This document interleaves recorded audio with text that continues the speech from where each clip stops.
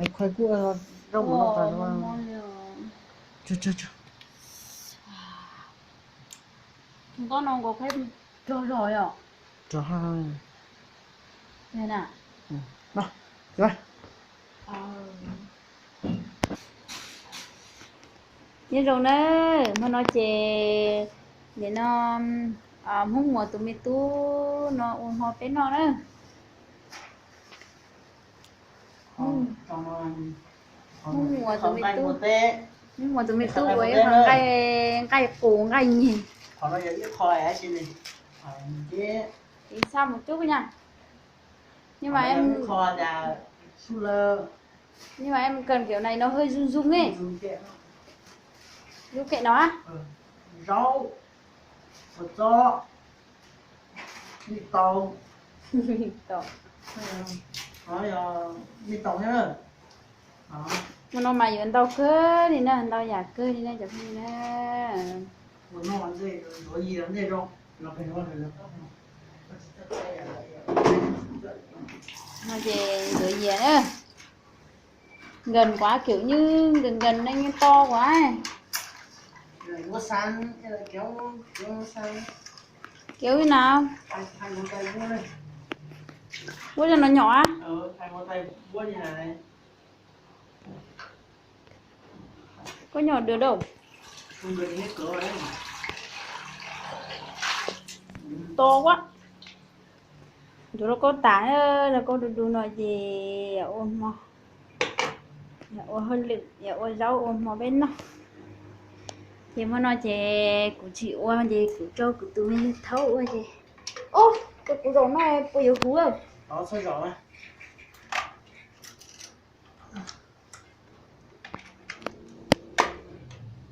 Rồi thấu ôm mà bên nó. Mua vậy.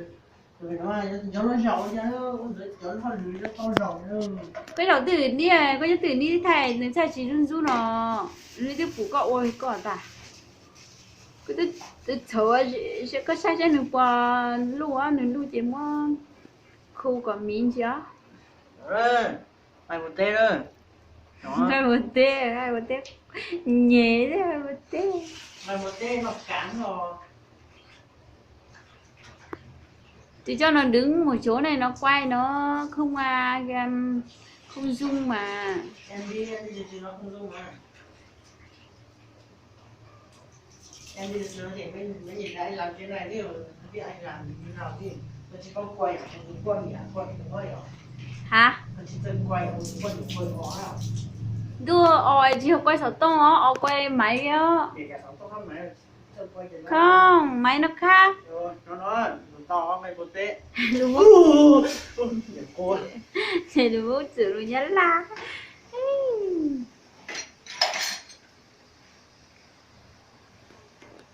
Nó có món nó trở không món nó của không món tà che của túi giờ lẩu ôm món nó Đó hai chỉ chiều thằng đi đó nào. che cái tiếng thấu ôm món Luôn cá cháu.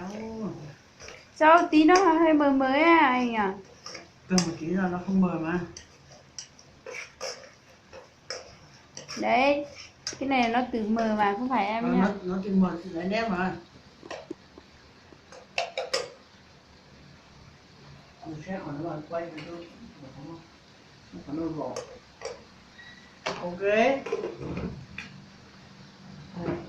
Rong rúa xa xí nữa xe ôi rong ăn chí nữa chúng có gió luôn chế coi cha chế là chế chuyên chế về tôi xưa anh chế nằm trong á chuyên chế tọt hạt rộng họ anh chế nó về tên đông họ chế nó mà chế nó là cho kỳ ó chế chuẩn chế là cho kỳ nó mà tọt tử họ quá muốn chỗ đeo á mỗi luôn chế trồng đeo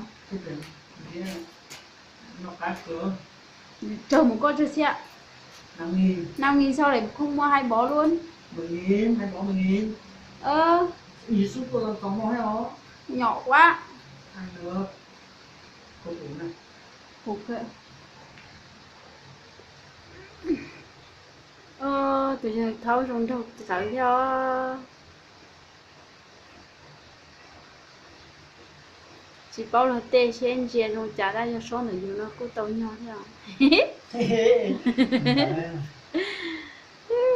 tôi chỉ dùng nhẹ với rong như thế nhẹ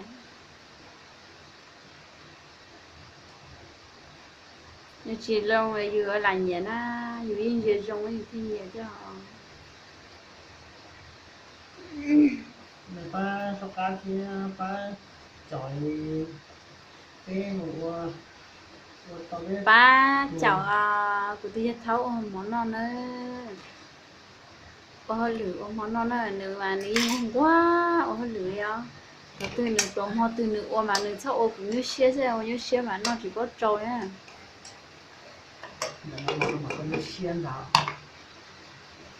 rồi hoa từ nửa ô mà cá cơ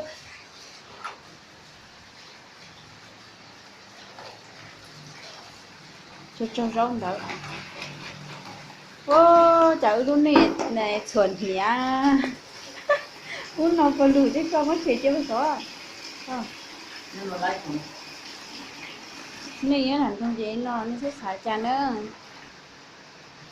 không em bé ai chứ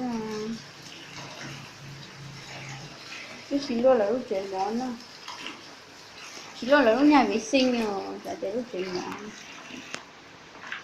bên nhà vệ sinh nó lo chăn nó rồi anh nhở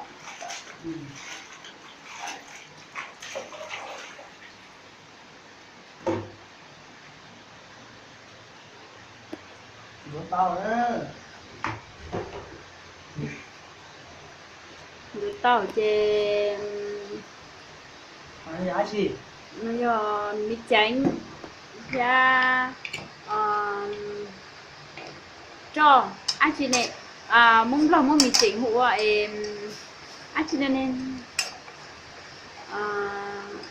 quên mất rồi nhắc cá rồi đây thử pin cho anh nhắc cá rồi một pin nua mới chụp có giống lòng mới chỉnh được hụ pin nua pin nua nó nó bị chỉnh nữa hụ pin nua mông lòng pin nua thôi cho nó qua gì chỗ có giờ cho chỉ là cho hành mông hay là mua bé hành mua hả chị cho hành lo hay là rồi cho cả mắc pet mắc pet đấy nè chưa hành lo thì cái lâm được cái lân cái lâm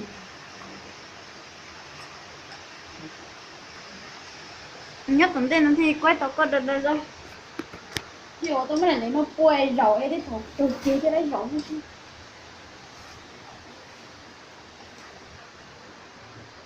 ôi gì ta tuyệt vời thì thôi à thôi chơi tụi em đó nhung có ai ta kiểu mà sơn tông non à nó chà cho cái dưới lúa mới kho đồn này rồi sơi chế coi thì kiểu sơi đó mà sơn tông nó có chào cho cái anh xin nè vừa ở lúc đây nè xía cơ của cái nô là xía xưa nó mặn vào chứ tao bây giờ lúc chia na nó có của ta là chạy chúng tôi hơi được cho đàn thôi ý thì cứ xay chữ nhá xì chạy chữ giống như nó có này hôm mọi ở số mùng mà xía xí nè cho khỏi tiền số cái chữ quay xía xí như cái tá lì thì cứ chỉ ở nó có đi chị nó có mà được chết á đó mà họ cứ xã hội mà anh cũng được ta đi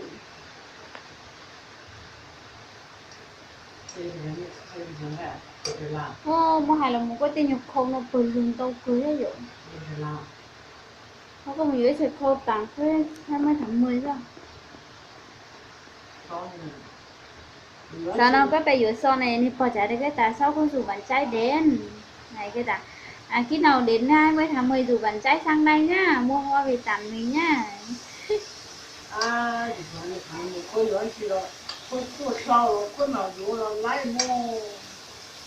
gì trùng luôn tạo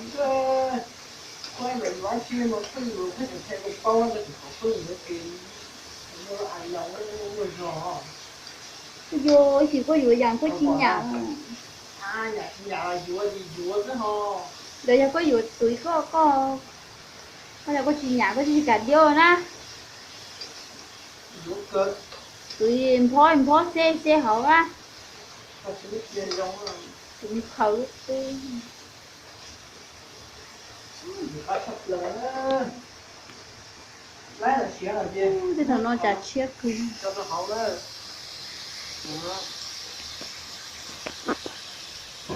ôi có cọp xa cơ cá bị kia đi có cọt xa này cá trồng mới ra hả mây lu ớt để cắt ngắn ngắn này mua cho ớt đây nè ok được cắt được rồi rồi thôi có chị chạy được con lô đâu có chịu sẽ cứ chung mơ gì sáng nào ngủ đi sáng nào ngủ câu chuyện thầu cho nhà đứng nói à con nhà là được xem nó luôn rồi đây chả thì cái nó con như thế này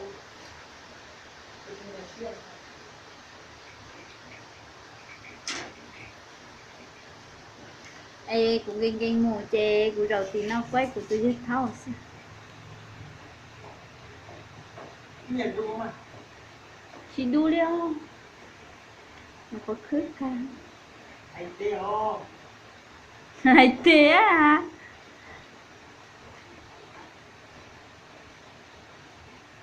thấu này thấu chỉ tông to hơn rồi thấu chỉ tông to thì vui chúa xin là cái gì cho non to em chia phun từ giờ họ lá chả dày tuổi anh chưa chả rung râu trở nó sợ do nó sửa dùng chia rung râu nó sợ do đấy tự nhiên rung râu phải thọ lên để chỉ dư là cũng thả lo đi nó sợ do thì nó tôi rồi dù mất lúc thôi mà đi rung râu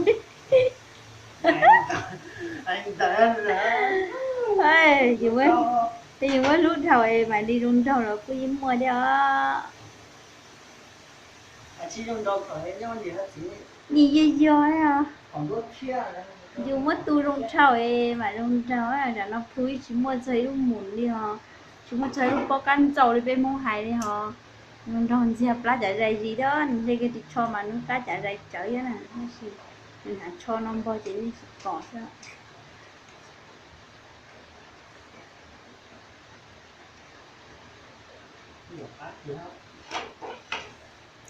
ô trẻ tôi mới được tao không mới trả nó mà thì tiền mà có chuyện hơn nữa nha có rồi về nó xin là có rồi nhưng mà cứ bỏ co ở đây bị co đây bỏ thịt khá bỏ khá cứ chỗ con này là lại na cái gì không có tiền á có chung một cái cháo bóng nữa cha tức tao cả lại như ua cha nó non đó mà thật ra đi ua là tiếng ua nữa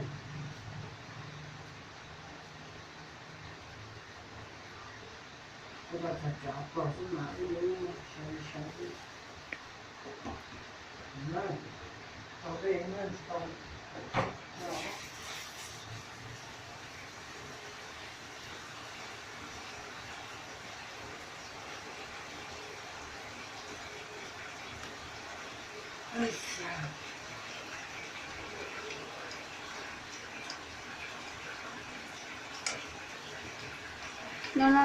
nó thế nó để thì sẵn nó đấy xì mà xì mua ăn xì nó gì cô hiểu nó còn mấy chuột nữa mấy chuột thôi chuột rau nó chỉ nói gì vừa tới phòng cái một tên nó về cho chó nó về xuân lơ rồi kìa pan rau thế để rau co xuân lơ này là kìa pan rau pan rau mà cái pan vậy pan rau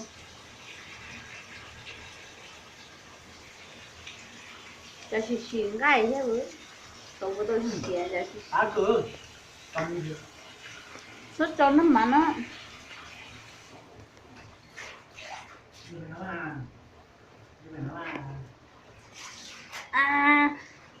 lăn lò đi nè.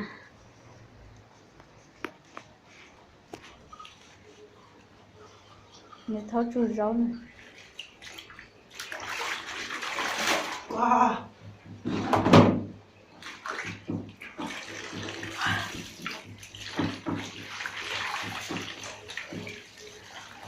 Hút kia này anh thấy có nhiệt chế để sợ có cái cô cô đấy.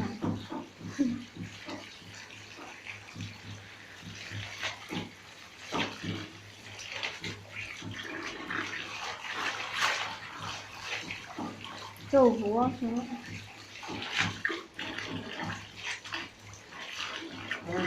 Cái tỏ hóng rồi.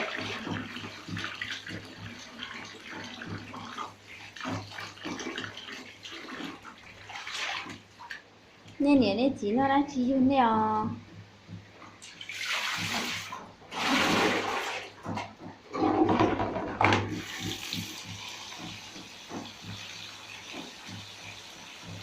Không có má nữa con nữa mà. Ôi, có sao xong còn xong rồi. Nó. Sao nó?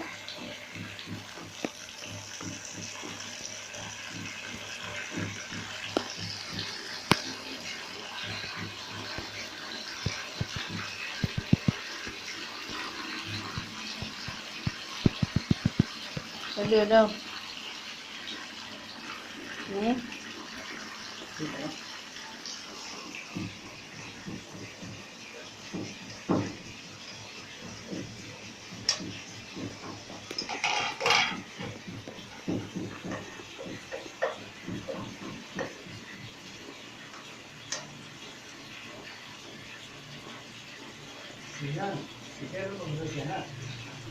Trời của cái tiền là cái số của mình nó phải. Chỉ cái tu lo sắp lời à. Ta giờ đâu có nó xế sai nè.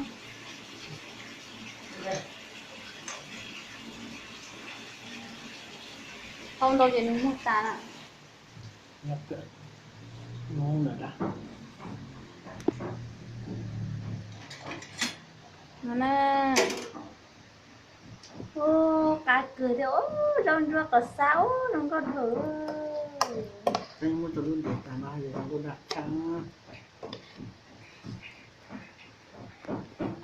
Tao ôn này đi tên rồi, chỉ nên vì sản nghiệp nó có chiêu là tiếp phan nó mà yếu dụ như khi là cũng chiêu nó mà trâu hai rồi từ đầu rau từ chiều một ngày đầu rau rồi từ rồng cầu đấy à.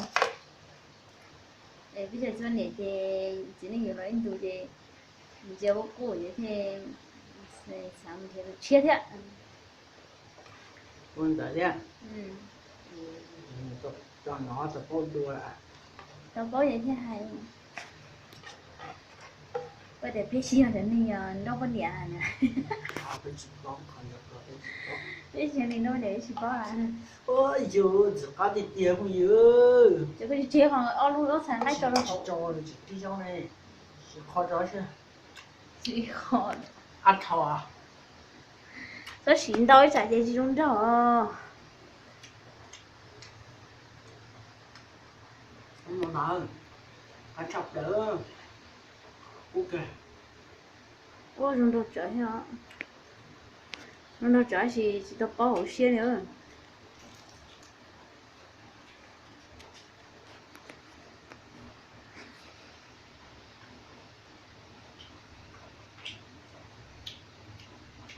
Có cái tiền không dữ.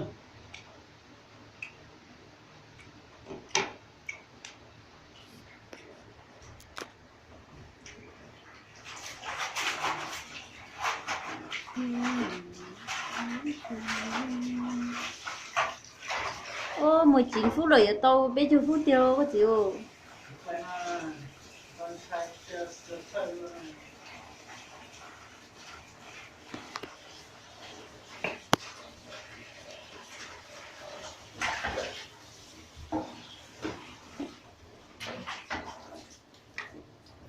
Sao cho đúng nhau không? Ủa cho nó.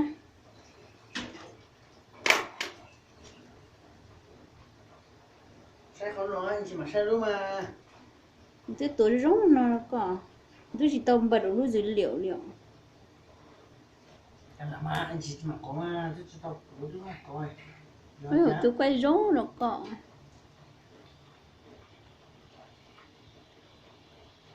sẽ còn mà tôi tức là mà có mà đâu tôi cho rồi tôi quay rố có tôi có kêu cậu lúc vậy xin thôi cái thành luôn ạ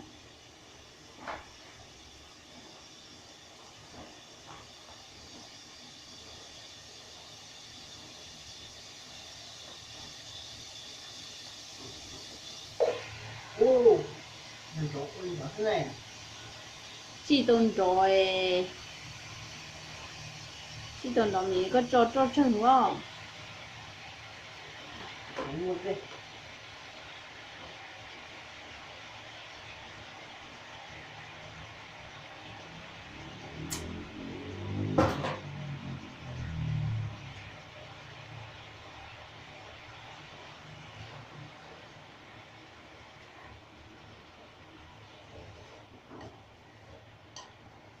cơ nên một chuyện nên nó được chia luôn ừ rồi cho xia cho nó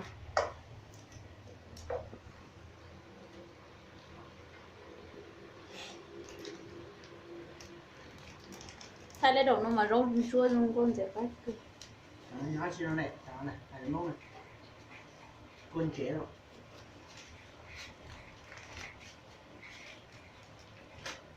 จะก็จะของตันชอยนะเออเดี๋ยวก็จะของตันชอยเลย cái được quay rau coi cái chỗ xe lỡ chỉ có mà sang câu mà chúng mà chỉ tay này ô giống món này chính à đấy chỉ mấy phê cái chỗ đã đều chỉ không nó để ta bự mà có mà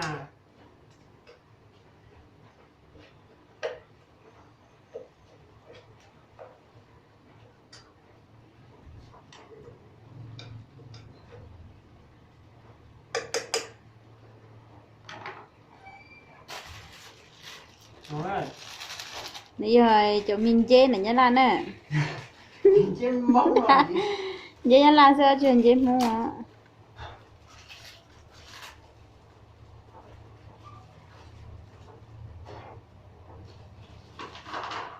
trên móng rồi trên nhăn là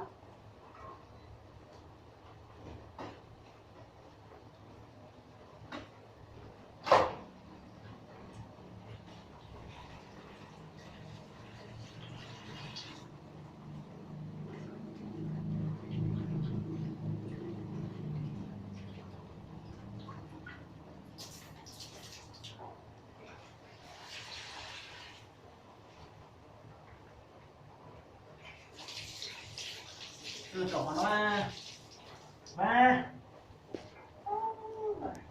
cậu đến chết tao trôi nó tạt đến luôn lo có chỉ muốn chế trồng đi đâu đi chiếng này nó từ mà xu mà à một trâu bèn gọi đi chả lúc bèn thì cũng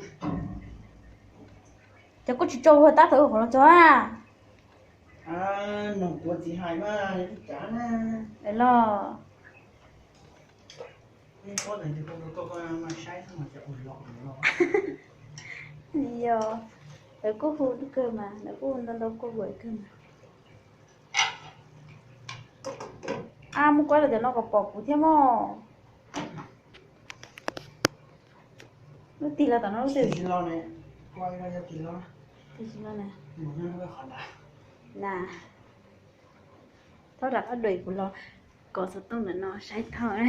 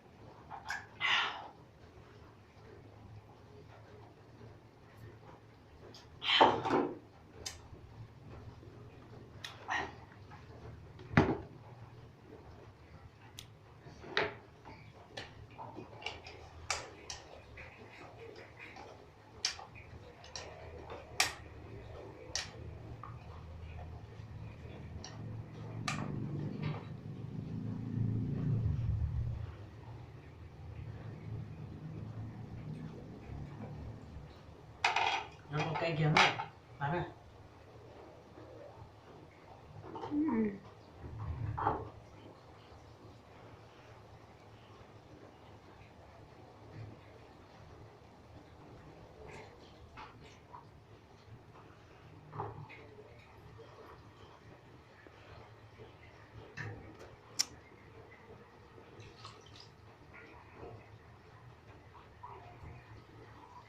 Hử?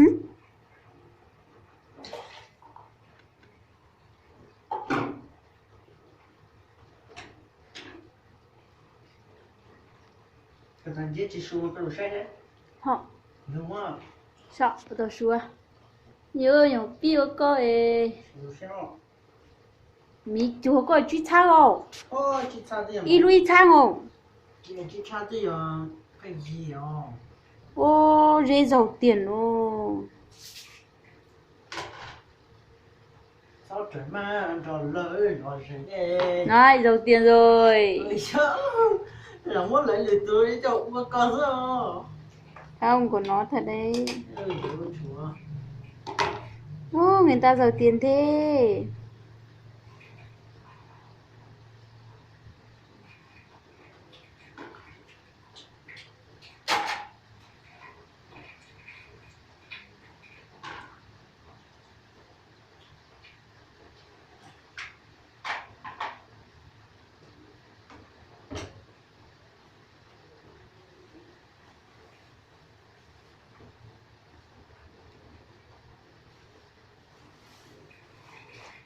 mà các nó chúa nó chưa được rồi là nó kia nó đi sao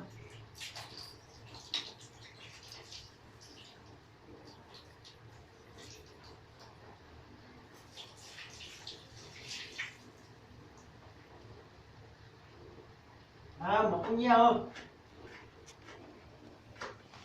chưa chín đâu thế tôi cũng không khai nó gì là tôi chín là ô ừ thế chín đó một chút chữ à thế chín nha có chỉ hai cuối giờ tao mày cần thấy giờ nên nên sai của không có bác cá à thế bây giờ nó không mà không đầu tư lấy cái nữa không đầu tư mà sao thâu nhiêu xe rồi nó và thâu nhiêu xe mà thâu nhiêu xe là thâu nó luôn luôn giờ mà cũng nhé xe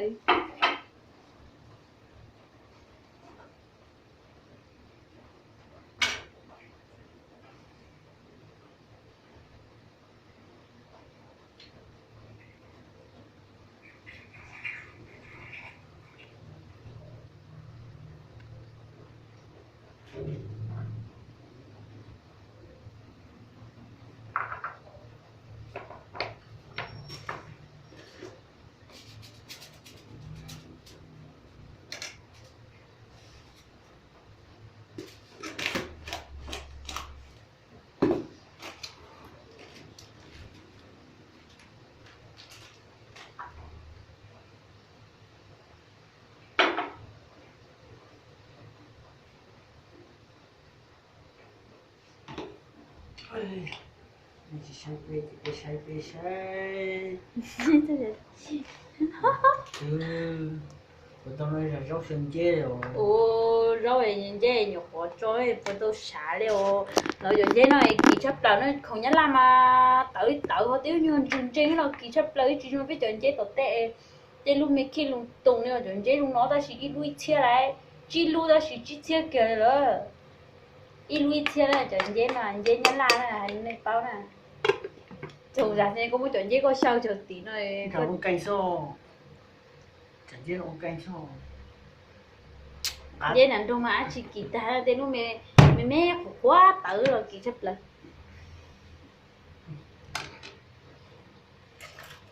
cho chị nông sao phải uống nó xuống như này tí ấy rồi chị chẳng có chị chúng tôi quay bà bán nhẹ sao bạn là sao họ bằng nghề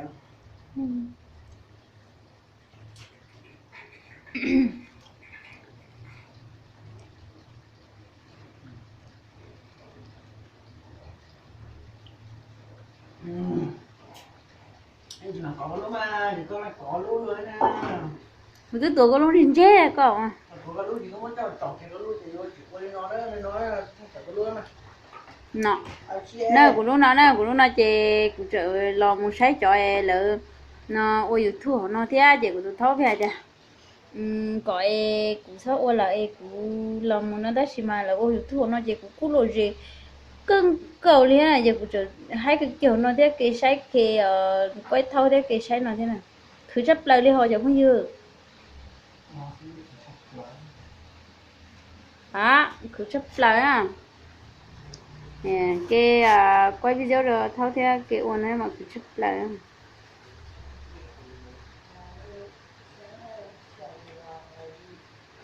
ô hay va bạn là YouTube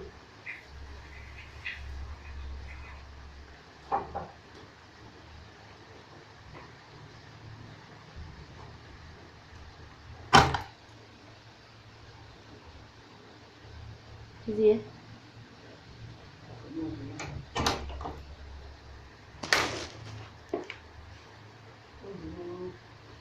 Cắt cơ thể quá chứ hạt tiêu rồi. Ui giời, đi ra trời. Ui chà chà. Ui chà chà.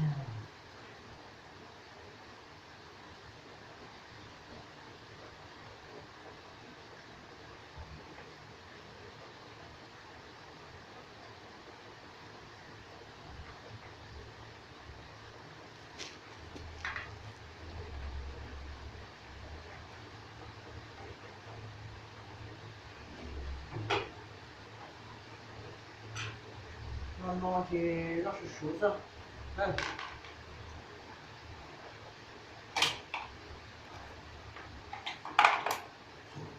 Ôi nó phải pha thôi.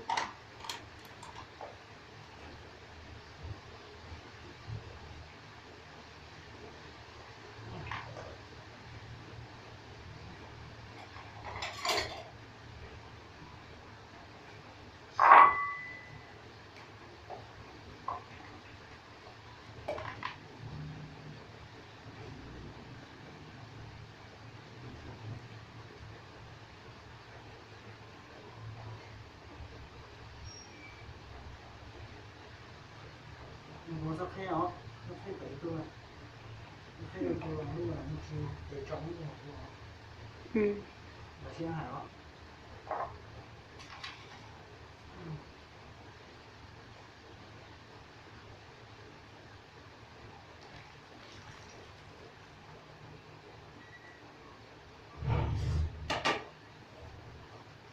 Xong nó cứ dơ dơ kiểu gì. ăn luôn á Ăn luôn cho nóng chứ chờ đợi gì giờ này. Nào ăn một chéo nào.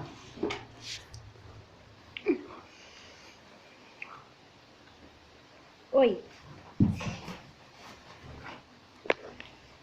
ồ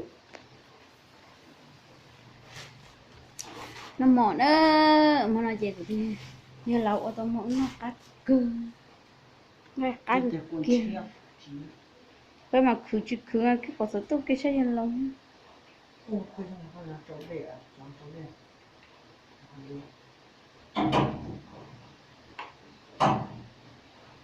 Ôi tọt đu lùi này cháu kia mà.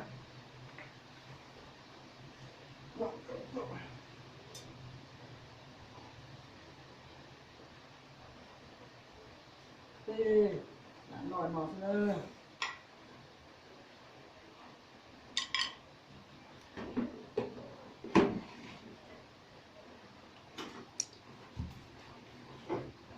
chú anh quỷ độ từng bán sai ra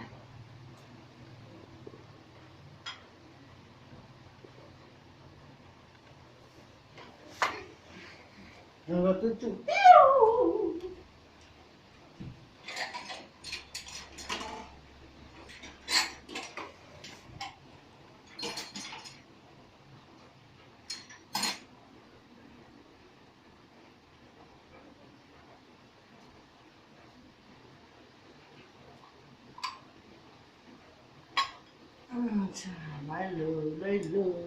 Lấy lừa.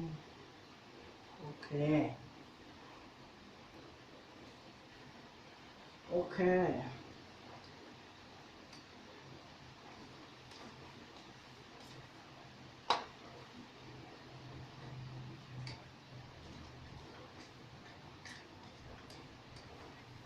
cái cho nó chi nè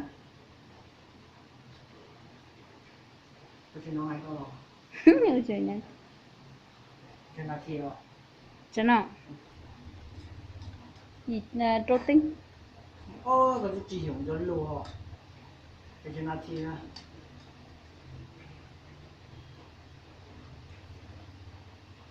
cái cho nó chi rồi Hay nó. À, này nói bây giờ chỉ là thì. Bây giờ chỉ phút thì rồi là thì. nó là chi mò Là tí là. Ê, yêu mua trò tư là có chứ. sợ tròn ra qua đâu Ồ, nó có tuổi tuổi trở thành giặc của cơ ha. ra qua đâu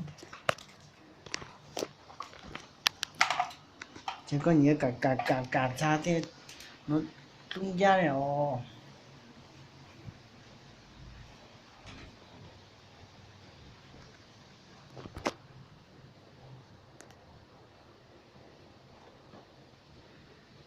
cho mà chuột tao mà có khó con ấy nhở Nhân trong nó mò. Ơ, một cái tháo xa thì theo về cũng xa. Xa thứ rồi. tao chị Xa kiếm đầy lo. nói non nè Cho nó mà sai mà. rồi mò chị nói non nè Xa kiếm bấy lo nó. Trong tức là con nó nói cho cháu à? may mà rồi có cả con cháu Chị cháu nó. xóa chuột nè cháu Tao có chị tí tới chuồn chua em. cháu có hai cá mồ chuột ra nói xóa tay rồi Nó rau hả, nó rau hả? Cụ chạy cho nó món rồi có cho nó hả? nó thì nó thế này nó phải mò chị nói nó thế này đó chuyện nói nó sẽ là Nhưng mà nó chơi nó đã nó sẽ rồi bên nó mò đó giờ không gì đấy chơi nó chủ say luôn rồi. này con này là ăn đâu con này luôn chế gì tận đâu Chơi cũng nó chơi đấy không? phải nó mà Chơi thôi nó tất cả. Nó quên. Ồ, vậy nhà là nó chỉ mua tụ co tới tôi rằng chỉ mua khỏi chơi rau nói nè. Tiêu đun luôn à. Tiêu mình chửi á. xong chế đi lần chỉ nên tới thế á đấy đọc bên nó mỏ đó có gì đó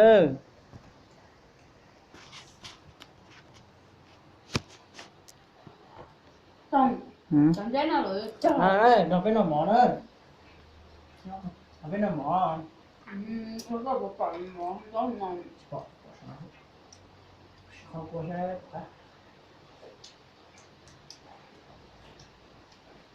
cứ nó còn một cái gì ạ? cứ Cái chó. nhưng mà nhưng mà một cái chắc Cái cảm giác nó có trứng sầu à. Là nó khá là tổng. cứ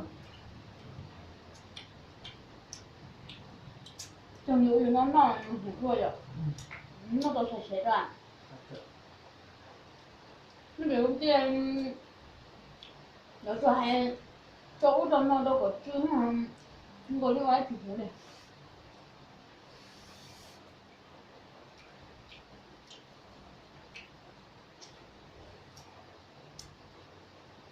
ăn tiền thôi nhỉ nó trong mà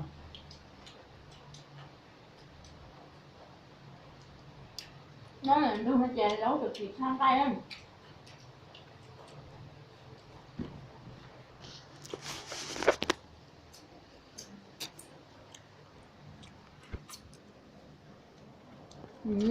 Có quả chứ. ngon bà hò nên luôn tay hào tu múa giả tu kém tọt tê thì á Nó còn quả ư. lúc đó thì sao hay chưa là sao kém tọt tê nè Đồ luôn cho nó kẹn được chè. tôi không biết đến xe này nó chín chọt nhiệt chưa à cơ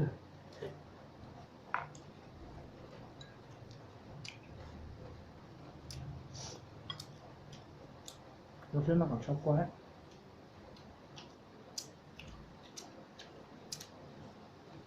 Xong rồi sếp cũng là mọi khác cái nguồn của sắp tôi đến bự rồi.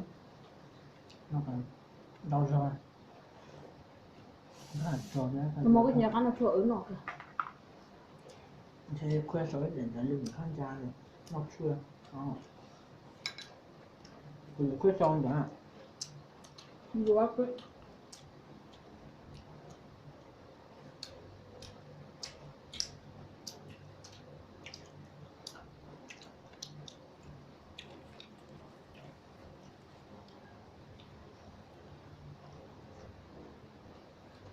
Rửa xong dâu này.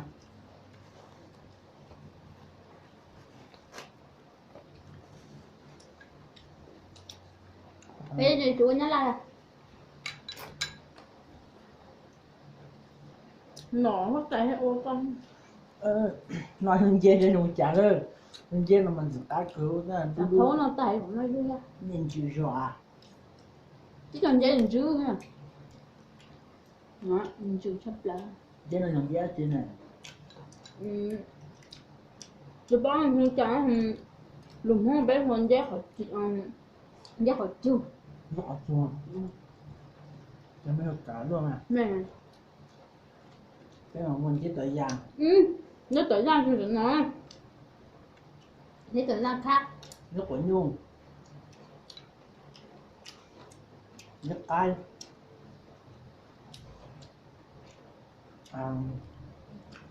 Dê vậy nè. Đi vào nó sẽ léo.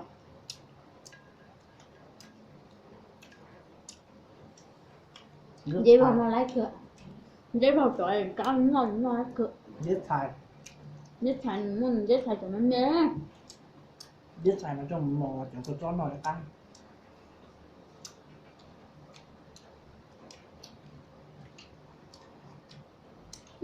Nó cười là muốn dễ xài để nhận dễ xài ăn chuẩn chế một lửa ăn rất là quá ý mà tôi cho nó cá cơm độ. Anh bỏ lửa nhá là hai chẳng đâu. Nhưng mà lúc giờ tụi em nó Bị cuốn à? bệnh bao. Bị cuốn. Bệnh bao nữa. Cả bị cuốn nữa. Nó cho vào em bên trong à. Sao không ạ? Gì nhé không?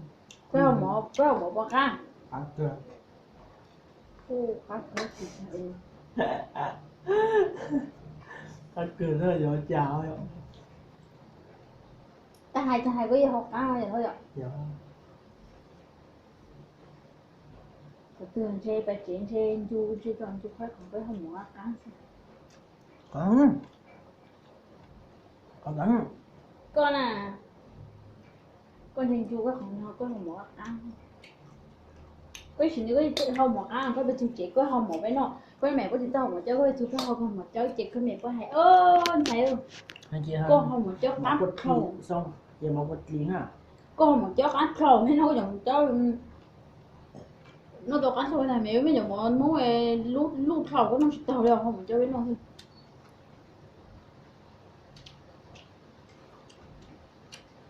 có hồng nó có không dê có hồng một có sự phải hỏi ăn không ngồi đấy nó chủ dê đâu nè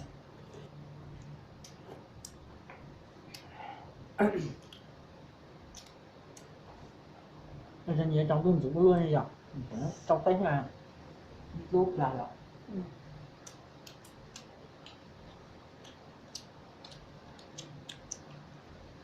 còn nó dê nó cái còn nó luôn nó cái nào nó nghỉ thế như chị em nó mình thôi hướng tập thể lười hết nè nhớ tội nó còn nó tội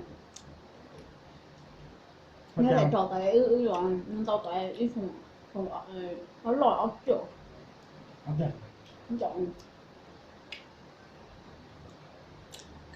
bê nhà nó nguyên ngừng rồi đó à ngừng rồi à ngừng ra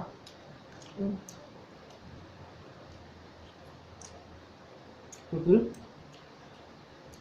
Chứ không ngọt hết đâu. Quê nguyên được chẳng lấy bò à? Tự nhiên bên họ Ừ. nhỏ được chắc họ Ừ.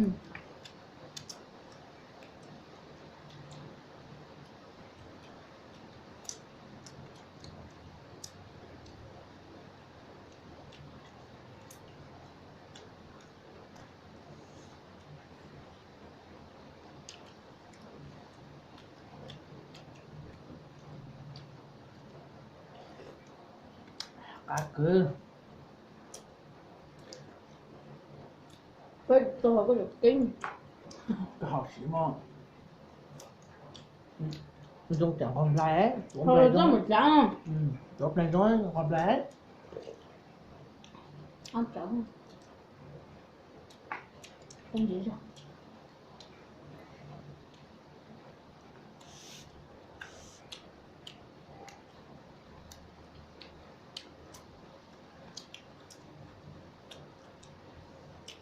Cho con phải thùng này muốn chia tính cho con chó hay mới cho hay là muốn chia nó chia ăn thì sẽ nên đã tên mà. nhạc chi á Ừ. với tao nhạc chi á Có nó là chi? tao Ừ. nó phải khuyên không bây giờ nàng chú nó ha nàng chú là mất chân chú khỏi chú rồi à mất khẩn lòng mất chi khỏi chú rồi à Nữa là sữa. được chưa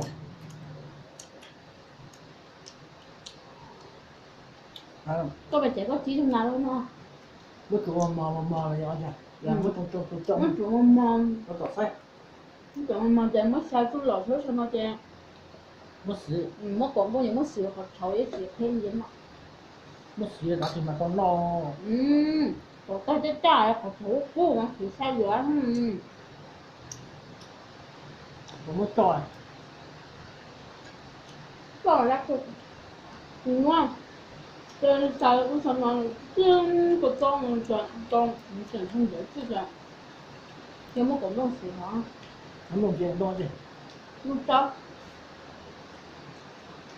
lồng chuyện sự chỉ lo hả? lồng chuyện sự chỉ lo Đấy thôi là muốn đi chưa? Lúc đó mình chưa chưa đó cá không cá.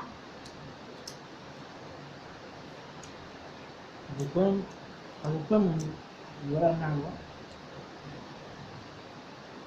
Nó cái một trẻ con mình thấy bọn nó nhìn ngoài thì tôi dễ không nào cho. chỉ mua em chỉ mua à cũng là không muốn nóng cái là không muốn ngã Đó hả? nói không muốn chơi nữa Tôi mới cổ xuống tôi thăm bên này. Đúng rồi. mà em mua tấm nồi thì em tới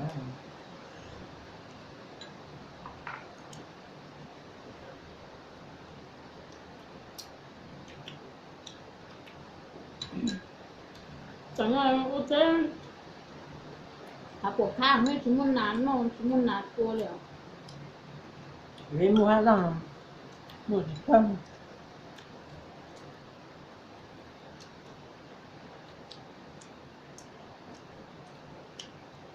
Vì sao người ta thì bò nhất là được thủy đó. Con nhất hả? Con nhất thì nhảy được thủy nữa. Các bạn nhất có một chị à. mua nè Ngoài đây chưa cái nhìn nhỏ nó trẻ. đi mi hạt ra mua ha Thấy nè, you chỉ lấy thấy nè.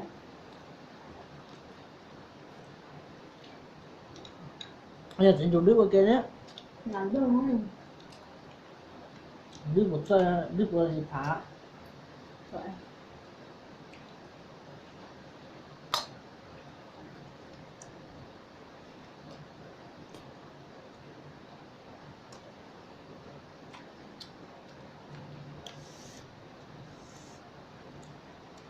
Nhưng chỉ sẽ nắp bằng 6.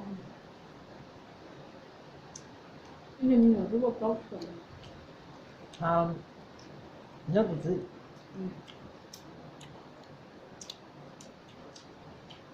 sáu thì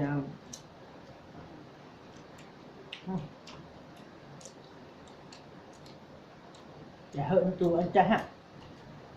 Tụi anh trai 88 không?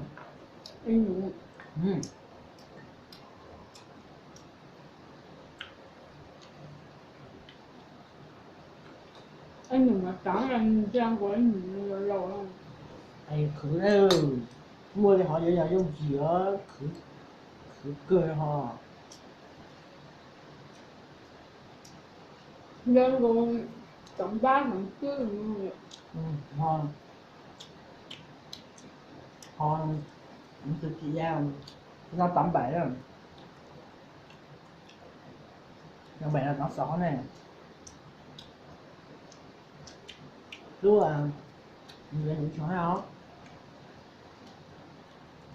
Liệu lúc là cái lúc ở xong rồi tụi giờ là ít sống rồi trả to tụi giờ tụi nhật tiền là ăn giờ có tụi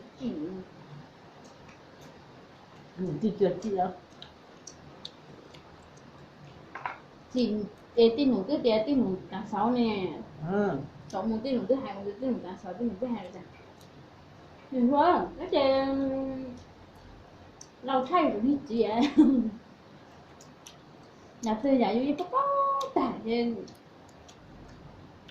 có tư đó với đường sợ chọn tư được tháng cái gì này lâu lâu thì nó là trong lát chồi là nó vừa tiêu thắt xảo ở Cực lắm mát cực cơ cho nó mát thịt chị ê có chỉ chịu hầu thôi dạ con nhỏ nè chị ê nó chỉ có chế độ mà chỉ có 18 tuổi à nó chỉ bao là nó được càng lúc lên mà ôi giời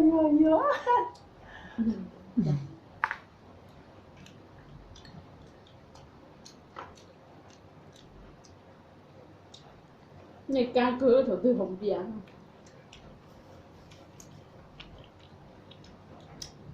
nhưng hồng biển trên nó chỉ là mọi cái chè nó hồng biển trên nó một chè nó đi trội gì nó bỏ tay cho hàng ông bia nó buồn giờ đang hồng bia này anh nó bỏ tay hồng bia nó bỏ tay thì rất hồng bia đấy không em cái chút lại đây mà hồng biển chè không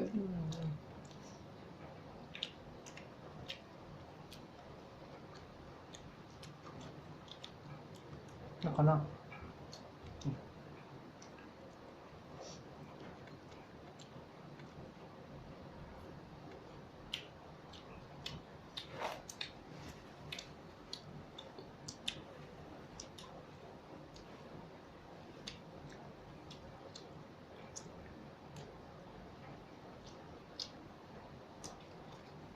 đồn mà chẳng gì được rất không nó khi mà rồi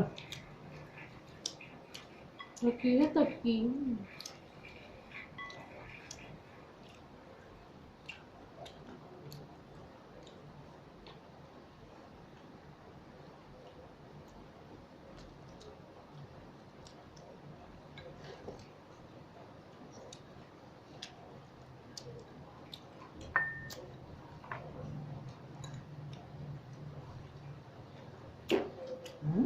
chả nổi Phật tóc bom có ai gói không nó cả liền đúng không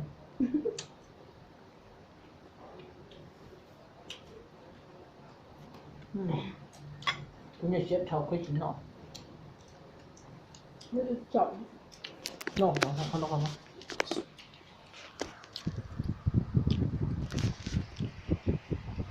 ơ xe phổ thông là mà chẳng nó ta đấy bây giờ nó ta mà đi chọn cho nó này sai ơi nó để chín để mà nó sáng lợi sông mong ấy nữa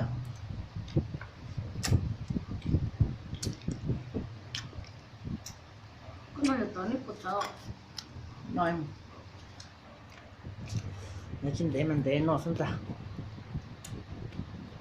nó được chọn mà à chỉ nó mà nó lưu lên lưu mà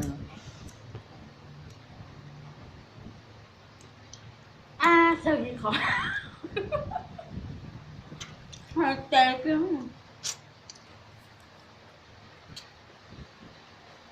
Hơi sụ nha.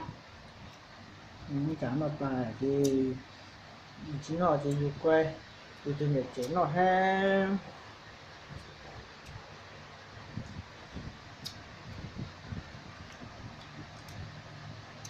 Chả chỉ nó tài gì đấy chuột còn nó thì có cho đi đẩy rau đi đẩy đây Khó chớ để tay mình dùng ha. Mình thấy không ăn chưa hả? nó sẽ chỉ nhưng mà nó có một mặt tăng soi nữa Chính ta đâu có vậy sao mình xí kìa. nó sẽ cực kia nữa món nó này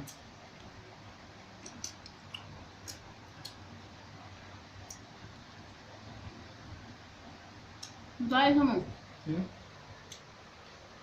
tao tao đó nó ha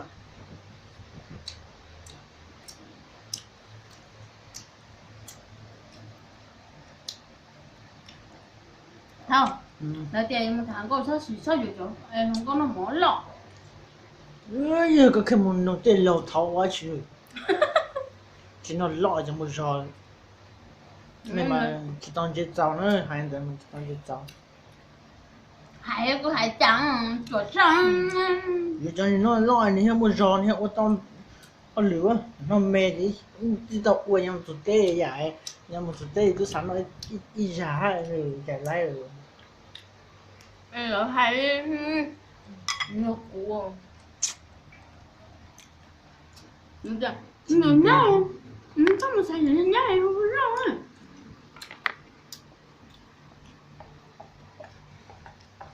ơi dâu tàn cho nó chặt tay xí. cha tàn cho xí chỉ sành lúc có cho này thế lắm mà cho đi cho Đã lo cười liệu á. Hát mình viết rồi. ta cười đấy cho các nhiều xí cười cho các mới còn gì nữa hả là con gì mà có con nó to ơi sự hành tao chập lời với bông on luôn xin rồi cho thao vào nhá chỉ tao đây à phụ gì Tao đâu rồi, tao đi ra đây chứ. Nó tao không nói cho em nó chỗ tôi nó sao. dâu trà chín chúa Đi đâu cười á. Cho mấy em coi của tao có gây ra mỗi trong coi cho nó. hai chỉ hai mà bao liếp lồng ơ phụ gì Một bọn liều. bỏ cỡ nó mặc khó thế này Ô bông nó à. Có đi bỏ y hào tiếng cái nó đành nhỉ. Cứ lo thì cứ xí nó chứ. chả thì cho phát khó ta khó nó ngồi chỉ tao cho nó hết là thọ quan tới tao cười thì nó ta chỉ cho nó tiếc hả ở tù thế nữa ở tù nó thế nữa Lên là một ô tụ. ở tù Bây giờ cái chậu à. khanh kia đàn thôi không món là chỉ có chuyện rồi hết nè Mà nó chè thôi món cái thế mình chỉ muốn xe trở chè. Nó chỉ có sợ đi. Mình chỉ muốn xe chỉ cái nó ta nó có món nó chỉ cá lò liền nó ta nó có món nó chỉ lên. Cái kia cá hồi rồi này. hai cha còn cơ nó cứ hai cha đâu biết cái nó một ta có xé cho cha thứ Nhớ xong nó chụp bao nhiêu đó.